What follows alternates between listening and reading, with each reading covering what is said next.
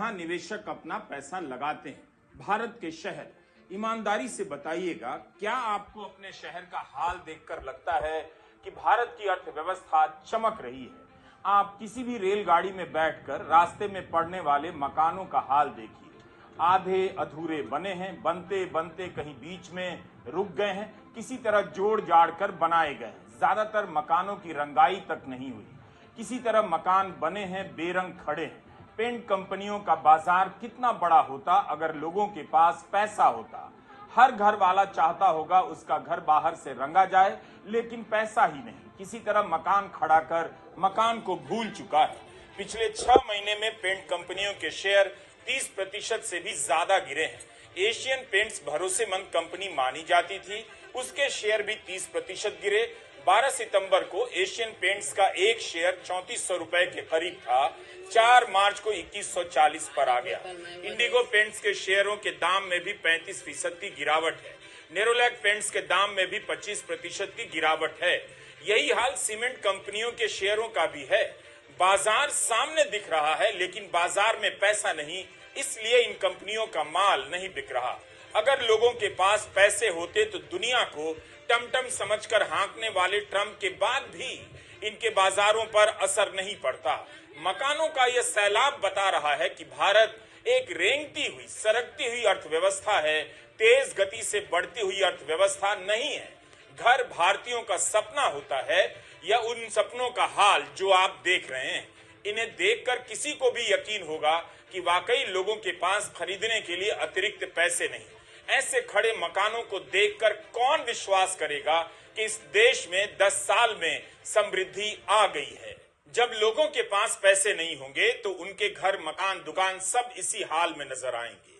अगर आपको मेरी बात नहीं जमी तो मैं सरकार के ही एक चर्चित चेहरे का लेख आपके सामने रखना चाहता हूं। 4 मार्च के इंडियन एक्सप्रेस में यह लेख छपा है। इसकी हेडलाइन है कि भारत के शहरों को प्लानिंग की जरूरत है। 2025 में यह हेडलाइन कह रही है।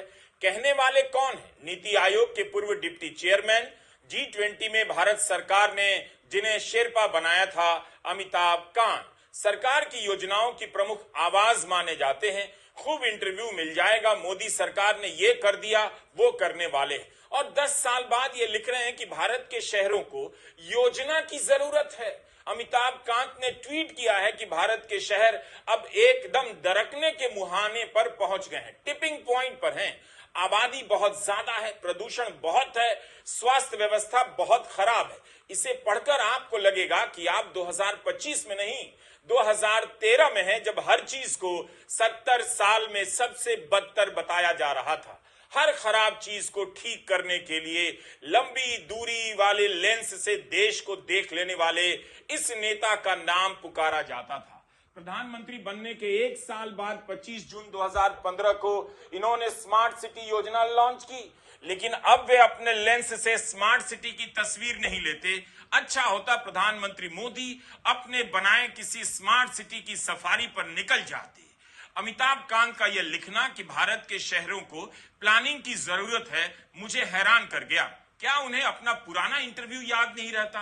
2017 के सितंबर महीने में फोर्ड इंडिया के सिटी ऑफ टुमारो सिंपोजियम में अमिताभ कांत कहते हैं कि स्मार्ट सिटी तकनीकी रूप से रचनात्मक होगी, लेकिन सांस्कृतिक रूप से भी रचनात्मक होगी। स्मार्ट सिटी का मतलब केवल ठोस बुनियादी ढांचा नहीं, बल्कि स्मार्ट लोगों से भी होगा। कैसी कैसी बातें बना रहे हैं ये लोग। बताइए, स्मार्ट लोग, स्मार्ट सिटी, सांस्कृतिक, तकनीकी रूप से रचनात्मक स्मार्ट सिटी। आम भारतीय तो सपना देखते देखते ही 10 साल के लिए सो गया। अब वही स्मार्ट अमिताभ कांत लिख रहे हैं, भारत के शहरों को प्लानिंग की जरूरत है। तो स्मार्ट सिटी थी किस लिए? उसमें प्लानिंग नहीं थी। उसका क्या हुआ? 10 साल बाद तो आपको यह लिखना चाहिए था कि स्मार्ट सिटी तैयार है, हमने ये करके दिखा दिया। लेकिन 10 साल बाद लिखा जा रहा है कि भारत के शहरों को प्लानिंग की जरूरत है। 2018 में यही जनाब डावोस के विश्व आर्थिक फोरम में प्रवचन दे रहे थे, स्मार्ट सिटी टॉप नॉच होगी, मतलब शहर चमक उठेंगे, सुविधाओं की झड़ी लग जाएगी। तो क्यों नहीं भारत के शहर टॉप नॉच हो सके? अमिताभ जी, इंडियन एक्सप्रेस में छपे अमिताभ कांत और रणवीर नागाइच का लेख है कि भारत के शहरों को प्लानिंग की जरूरत है। तो फिर स्मार्ट सिटी क्या थी? कागजी प्रोपेगेंडा। इंडियन एक्सप्रेस के इस लेख में अमिताभ कांत ने सिंगापुर का उदाहरण दिया है, लेकिन यहां भी अमिताभ कांत भूल गए। 2016 में ढोलेरा की तस्वीरों को लेकर ट्वीट कर रहे थे कि यह भारत का सबसे बड़ा पाथ ब्रेकिंग काम है। नया ग्रीनफील्ड स्मार्ट सिटी बन रही है जो आकार और अनुपात में सिंगापुर से भी बड़ी होगी। कोई पूछे इनसे कि 2016 से 25 आ गया, क्या ढोलेरा, गुजरात का ढोलेरा सिंगापुर बन गया? ये सिंगापुर है। इस वीडियो में सिंगापुर की झलक देख लीजिए ताकि पता रहे कि किसके नाम पर ये सपने दिखाते रहे और अंत में उन सपनों को कैसे आधा अधूरा छोड़ दिया गया। 2025 में अमिताभ कांत ज्ञान दे रहे हैं, भारत को सिंगापुर की तरह शहर बनाने चाहिए। दिखाइए ना कि 10 साल में इसके जैसा कहां शहर बनाया है। 100 स्मार्ट सिटी में 1 किलोमीटर का इलाका भी तो होगा जिसे दिखाकर लिख सकते हैं कि स्मार्ट सिटी सिंगापुर के जैसे बन रही है। इस लेख में ना सही अगले लेख में लिख दीजिए। कब तक सिंगापुर और शंघाई का नाम लेकर भारत के शहरियों को झांसा दिया जाता रहेगा? उम्मीद है आप हिंदी के दर्शक समझ पाए होंगे। जो अफसर 2016 में ढोलेरा को सिंगापुर बनाने की बात कर रहे थे, वही रिटायर होने के बाद 2025 में भारत को ज्ञान दे रहे हैं कि सिंगापुर बनाना चाहिए। सिंगापुर में सस्ते मकान हैं, हरियाली है और अच्छा प्रशासन है।